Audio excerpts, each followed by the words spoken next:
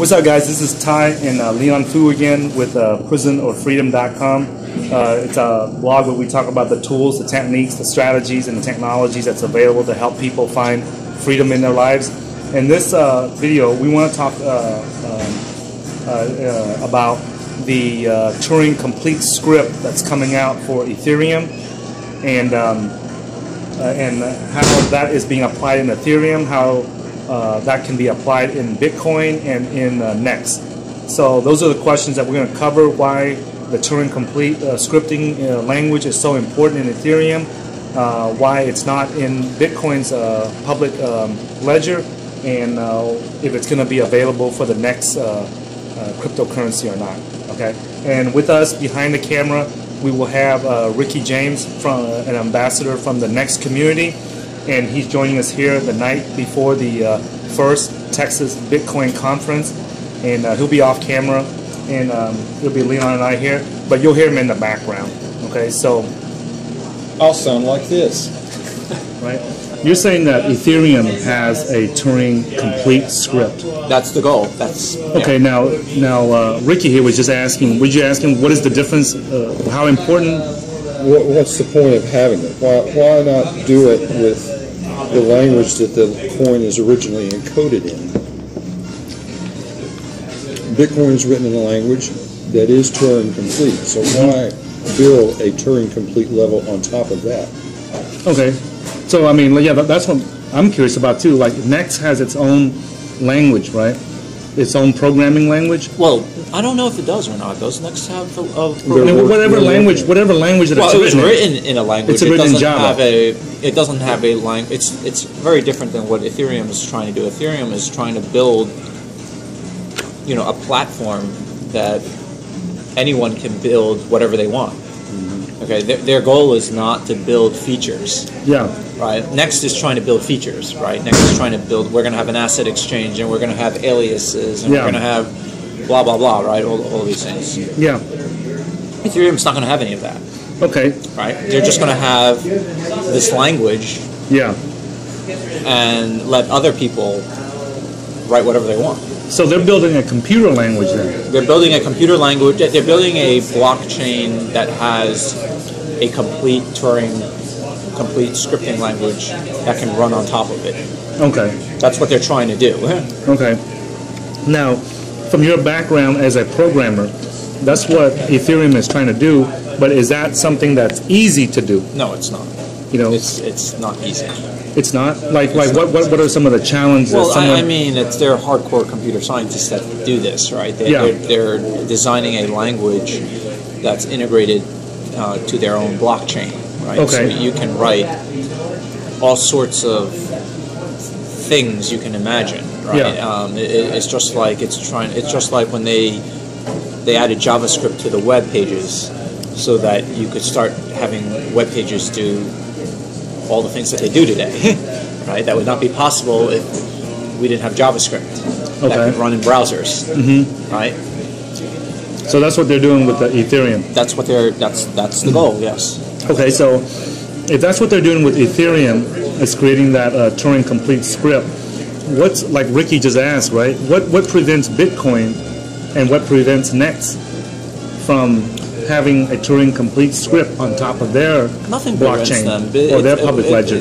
Nothing prevents them, but I think... So that's the first question. And the second question is, why haven't, if that's Turing Complete script is so important, why haven't they done that in Bitcoin, and why haven't they done that, doing that in NXT? I think Bitcoin has to be much more conservative with what they do, right? Because they're at the point that they're already so big, they can't mess up what's already there, right? Yeah. So,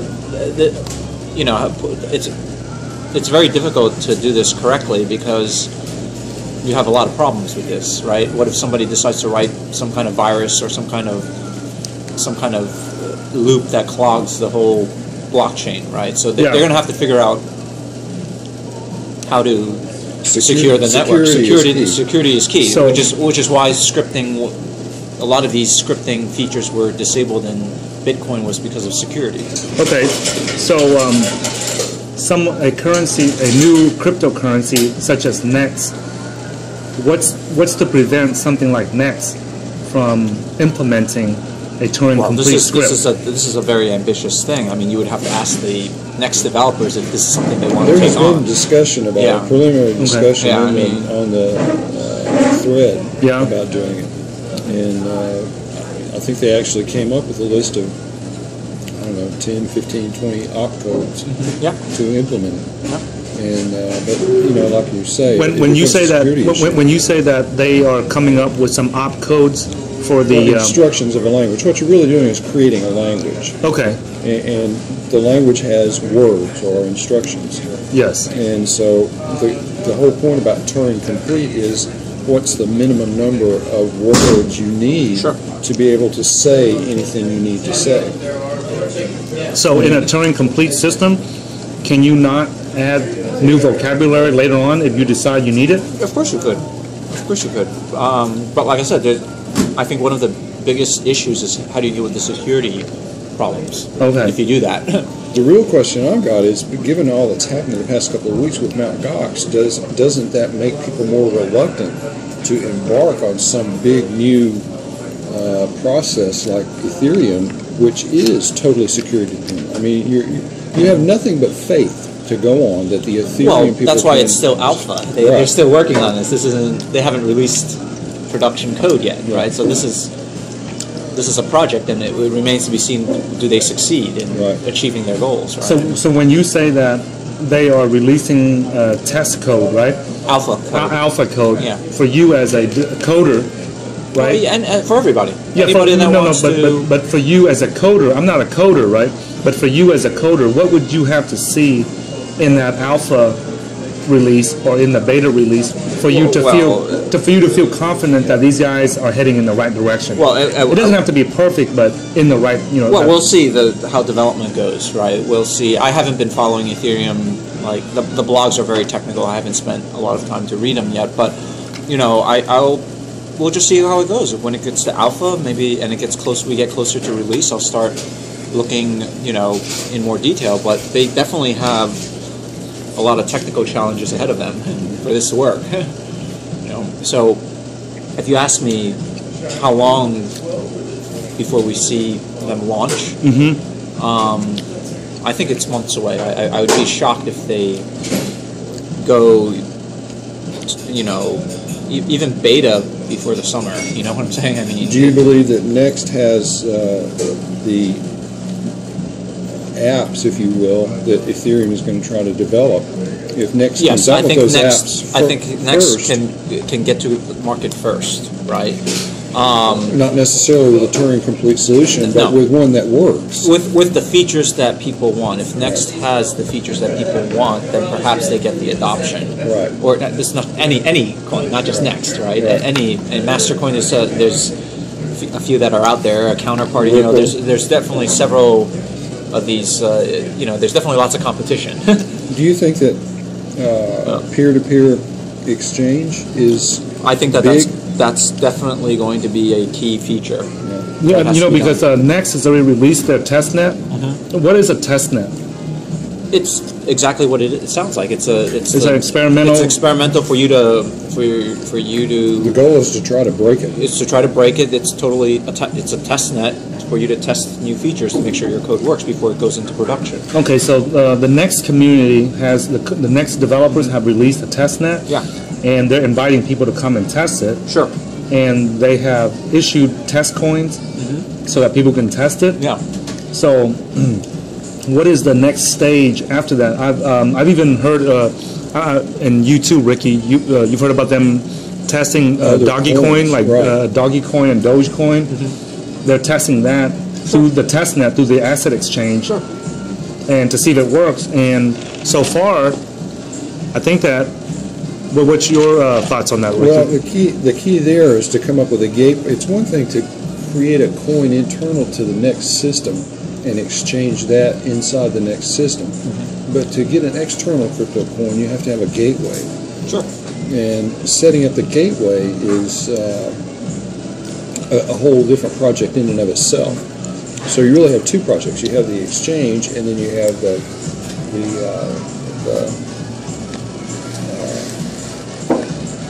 gateway to get to the other coins. That's right. And that gateway just has to be trusted. Right. And so there's multiples, and they have to coordinate to verify that each other are on the same wavelength. But if you can get both of those together, then I guess my question is, do you think that people would really adopt it? A lot of things have to happen, right? It's got to work. Number one, it would be an amazing technical achievement. Yes, it would be, but it's also the user interface would have to be user friendly. It has to be reliable. I mean, there's a lot of things that. This is in regards to the peer-to-peer asset exchange. Yeah. Okay. So. And the security concerns. Oh, absolutely. Yeah. And now, is that asset exchange? Is that connected to the client, or that's just it depends upon which client that you use? Well, because on some of those clients, I see that they have the asset exchange tab on there. The nodes have to support it also, because you have two clients and they're trying to negotiate an exchange between them, and the thing that's processing what each client takes in and puts out are the nodes in the next network. So the client is there, has to support it, but also the nodes have to have code to support it. It's two different blocks of code. Okay. Yeah. Okay. And it's really in the next organization, it's two different groups of people that are generating that. I mean, you have a group that's working on node code, and then you have volunteers, effectively, that are working on client code. Sure. The next people have only basically generated the first client, NRS. NRS is the official Jean-Luc Picard, right? That's right. Yeah. That's the original client, and I don't believe that the core development team has ever developed a second client. But other people are. Other people are. Yeah, there's like seven different clients now. There's 7 next clients out there right now. But if they support asset exchange, they're having to do that kind of independently of the development team that's putting asset exchange in the nodes code. Sure. So there's a coordination effort, a coordination problem between those two groups, and it's lumbering forward and making progress, which is an amazing thing in and of itself. It's not how you develop software at Dell. I suppose. No, it's not. It's not. This is open source and a volunteer effort. Now, even more than open source, it's decentralized. So it's like whoever wants to show up and write some code today. That's right. And hope that it all matches up. That's right. Now, does that work? Hey, it's been done with. It's how most of the internet is run, right? It's how most of the software that runs the internet was developed this way. Oh yeah. Yeah, Apache, Linux. So you don't have a problem with the fact that it's open source and the fact that from a security standpoint, open source is a good thing because you get peer review. You don't want to run something like this that's not open source because somebody could hide a... Like they did with Mt. Gox? Right. Okay. Open source gives you the ability to audit the code and make sure that it's doing what it's supposed to do. So now, this back to what you were saying about the Turing complete script that Ethereum has. What do you think is more? What do you guys think is more important? Do you think that having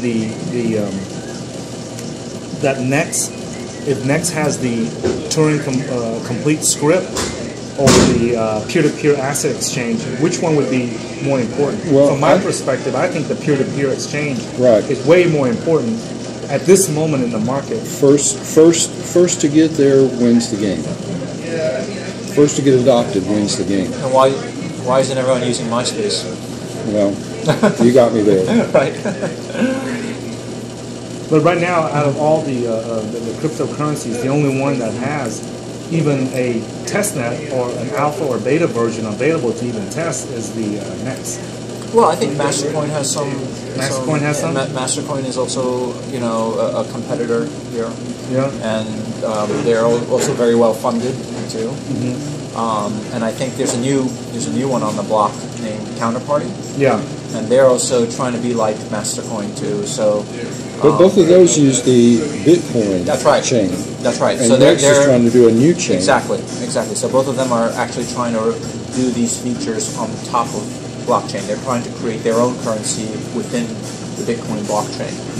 So trying to piggyback, right? Okay. So there's also, I know PeerCoin is also doing an effort that they're trying to do something called peer shares, which is, you know, the ability to do some sort of share exchange. And they raised $500,000 and they hired a developer, so they're going after this too. So there's a lot of competition here. We don't know who's going to be the winner, which is a good thing. I mean, competition is good. You know? Now, when it comes to the Turing complete script, only Ethereum has that right now. Only Ethereum is attempting this, yes, and they do have it. They do have an alpha testnet, and they have been running contracts. It's not ready for general consumption, but they do have a testnet that you can go and download software and play with it. How big is their team?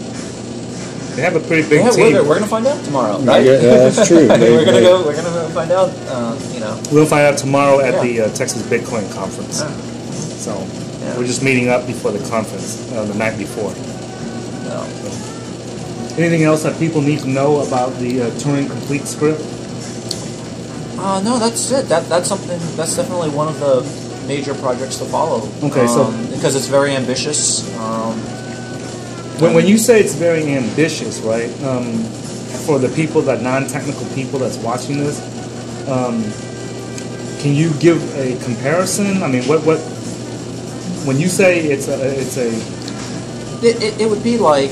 What is the equivalent? Is that the it would equivalent be like of designing actually, an iPhone no, it would be the equivalent of creating the web. I would say it would be the equivalent of scratch? It would be the equivalent. I think it would be as big as when JavaScript was added to web pages. Okay, right? Now because for the non-technical people that don't understand Java, what does that mean? Like, how big is big? If we didn't have JavaScript, that you could embed JavaScript code on web pages, half the things on the internet that you see would be possible. MySpace would not be Facebook, Amazon, you know, anytime when you go to web pages and they do all this crazy stuff, a lot of that is JavaScript. It's not HTML, right? HTML is just a layout language. JavaScript is actually handling the logic as to how things are happening, right? So this could open, just like when JavaScript was added to web pages, we saw an explosion of web apps, right? Okay. All sorts. You had email clients on the web now, right? You had Google Docs. You have and shopping carts, right? All of these things would not be possible if we didn't have JavaScript. Now, would that Turing complete script, if it's made and it's working, would that be as big as the invention of the Bitcoin public ledger itself? Well, I think Bitcoin, or that's not even a comparison. I think Bitcoin is equivalent to, say, the web, right? When the web first came out, HTML, right? And now, like I said, it would be the equivalent. And the web itself was huge when it first came out. The fact that you could hyperlink pages and navigate the internet and search, that was already big. But when you added a programming language on top of that, now you could do web apps, right? Okay. You could write applications on the web that can, and the web. There's a web app that does everything today, right? There's Google Docs, there's spreadsheets, there's word processors, there's weather apps, there's stock market trading. You know, all of these apps. Let me ask you this: what keeps somebody from creating that Turing complete script on top of the Bitcoin blockchain?